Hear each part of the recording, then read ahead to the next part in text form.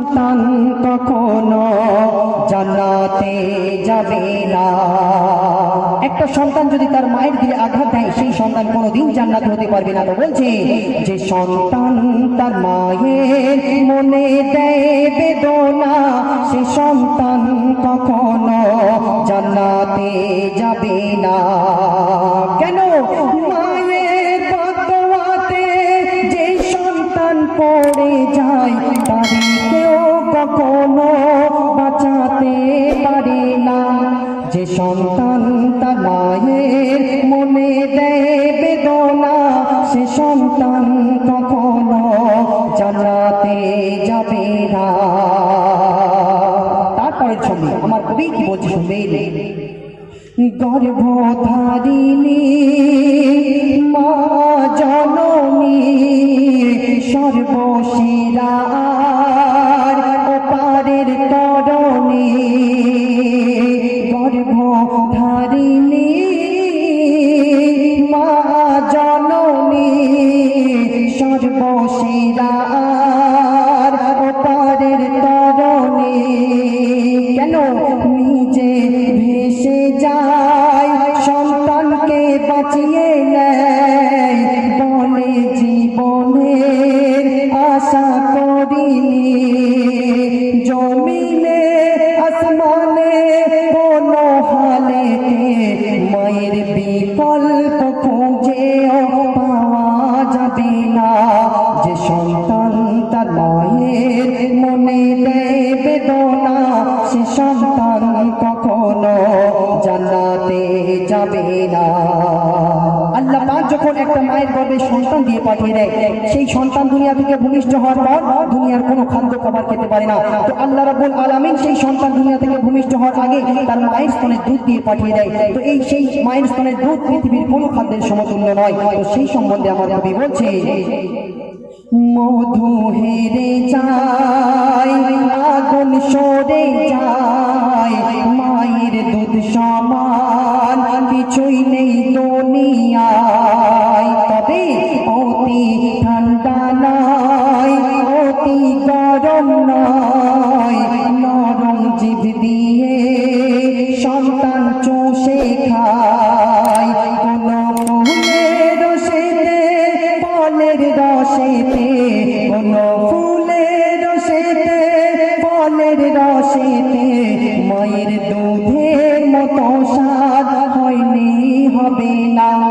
যে সন্তান তার মায়ের মনে দেয় বেদনা সে সন্তান কখনো জান্নাতে যাবে না। যে সন্তান তার মায়ের মনে দেয় বেদনা সে সন্তান কখনো জান্নাতে যাবে না। যখন দুনিয়া থেকে আল্লাহ রাব্বুল আলামিন একটা সন্তান মায়ের গর্ভে দেয় সেই সন্তান যদি দুনিয়া থেকে কালো হয় খোড়া হয় কানা হয় মা জননী কিন্তু পাল্টাতে পারে না। আমরা দুনিয়ার মানুষ একটা উদাহরণ স্বরূপ বলছি। দুনিয়ার মানুষ যদি কোনো একটি জামা কাপড় দোকানে যাবে বা একটা চালের বস্তা কিনে আনে সেই বস্তার ভিতরে যদি একটু কাপড় থাকে আমরা আবার সেই দোকান থেকে গিয়ে পাল্টে আনি। বা একটা যদি কোনো জামা কাপড় দোকান থেকে আমরা একটা শাড়ি কিনে এনেছি বা একটা জামা এনেছি সেই জামাটা যদি একটু ছেঁড়া থাকে ফুটো থাকে আমরা সেই দোকান থেকে গিয়ে পাল্টে আনি। কিন্তু মা জননী গর্ভধারিণী মা একটা সন্তান যদি মায়ের গর্ভে আসে আসার পর সেই সন্তান যদি দুনিয়া থেকে ভূমিষ্ঠ হয় মা জননী দেখছে আমার সন্তান কানা খোড়া বোবা কিন্তু তার মা জননী কোনোদিন ফেলতে পারে না। সেই সম্বন্ধে আমার কবি কি বলছে শুনবেন। সন্তান কালো হোক কিংবা খোড়া হোক তারে চোখই দেয় মায়ের দুটি চোখ। আর সন্তানের অসুস্থ হয় জননী কষ্ট পায় দোয়া করে সব সময় সন্তান সুস্থ হোক। কেন?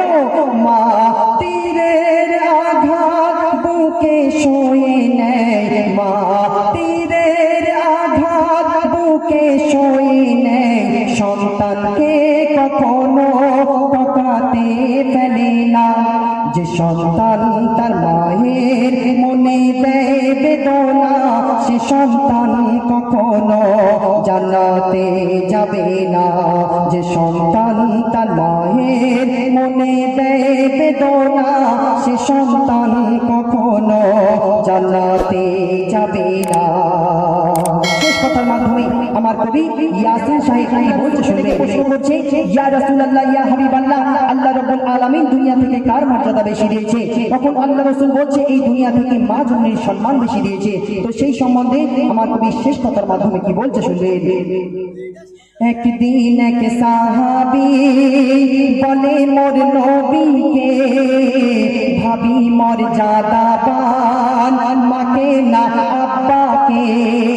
একদিন এক সাহাবী বলে মোর নবীকে, ভাবি মর্যাদাবান মাকে না আব্বাকে। তখন নবী তিনবার বলে, ভালোবাসো আম্মাকে। আর একবার বলে, ভুলো না আব্বাকে। কেন? যদি মাতা আর পিতা না আসতো জগতে, মোরা দুনিয়ায় সৌন্দর্য দেখতে পেতাম না। যে সন্তান তার মায়ের মনে দেয় বেদনা সে সন্তান কখনো জান্নাতে যাবে না। যে সন্তান তার মায়ের মনে দেয় বেদনা সে সন্তান কখনো জান্নাতে যাবে না। মায়ের বদদুয়াতে যে সন্তান পড়ে যায়, তারে কেউ কখনো বাঁচাতে পারে না। যে সন্তান তার মায়ের মনে দেয় বেদনা সে সন্তান কখনো জান্নাতে যাবে না।